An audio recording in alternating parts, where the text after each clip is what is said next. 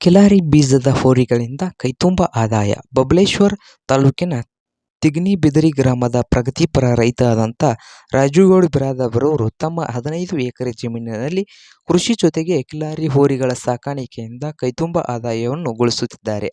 ಕೃಷಿಕರು ಎದುರಿಸುತ್ತಿರುವ ಸಮಸ್ಯೆಗಳನ್ನು ಪರಿಹರಿಸಿಕೊಳ್ಳಲು ರಾಜುಗೌಡ ಬಿರಾದಾರವರು ಅಗತ್ಯ ಸಲಹೆ ಮಾರ್ಗದರ್ಶನ ನೀಡುತ್ತಿದ್ದು, ರಾಮ್ ಎಂಬ ಮಹಾರಾಷ್ಟ್ರದ ಕೋಸಾ ಕಿಲಾರಿ ಎಂಬ ತಳಿಯನ್ನು ಮತ್ತು ಸಾರಂಗ್ ಎಂಬ ಕರ್ನಾಟಕ ಕಿಲಾರಿ ಬೀಜದ ಹೋರಿಯನ್ನು ಸಾಕಿದ್ದಾರೆ. ಪ್ರತಿದಿನ ಸುತ್ತಮುತ್ತ 10 ಹಳ್ಳಿಗಳಲ್ಲಿ ಆಕಳುಗಳನ್ನು ಕಟ್ಟಿಸಲು ಇವರಿಗೆ ಹೈನುಗಾರರು ಮಾಡಲು ಬರುತ್ತಾರೆ. ಇವರಲ್ಲಿ ಬರುವ ಮುಂಚಿತ ಹೆಸರು ಬರೆಸಿ ಸಮಯ ಕಾಯ್ದಿರಿಸುತ್ತಾರೆ. ಬೀಜದ ಹೋರಿಗಳಿಗೆ ವಾರ್ಷಿಕ 10 ಲಕ್ಷಕ್ಕೂ ಹೆಚ್ಚು ಆದಾಯ ಗಳಿಸುತ್ತಿದ್ದಾರೆ. ಹೊಸ ತಳಿಗಳ ಅಭಿವೃದ್ಧಿಪಡಿಸಲು ರಾಜುಗೌಡರು ತೊಡಗಿದ್ದಾರೆ.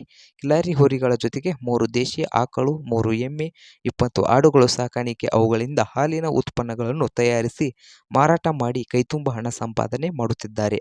ಸುಮಾರು 6 ಎಕರೆ ಸಾವಯವ ಕಬ್ಬು, ಹಸುಗಳಿಗೆ ಬೇಕಾದ ಮೇವು, ತೊಗರೆ, ಹತ್ತಿ, ಮೆಕ್ಕೆಜೋಳ ಬೆಳೆದು ವರ್ಷಕ್ಕೆ 10 ರಿಂದ 15 ಲಕ್ಷ ಆದಾಯ ಪಡೆದಿದ್ದಾರೆ. ಮನೆಗೆ ಬೇಕಾಗುವ ಈರುಳ್ಳಿ, ಟೊಮೆಟೊ, ಹೀರೆಕಾಯಿ ಹಾಗೂ ಚೌಳಿಕಾಯಿ, ಬೆಂಡೆಕಾಯಿ, ಕಾಯಿಪಲ್ಯ ದಿನಸವನ್ನು ಇವರು ಬೆಳೆಯುತ್ತಿದ್ದು ಹಾಗೆ ಹಣ್ಣುಗಳನ್ನು ಬೆಳೆಯುತ್ತಿದ್ದಾರೆ. ಹಾಗೆ ಇದರಿಂದ ಲಾಭವನ್ನು ಪಡೆಯುತ್ತಿದ್ದಾರೆ. ಹಾಗೆ ಚಾನಲನ್ನು ಸಬ್ಸ್ಕ್ರೈಬ್ ಆಗಿ.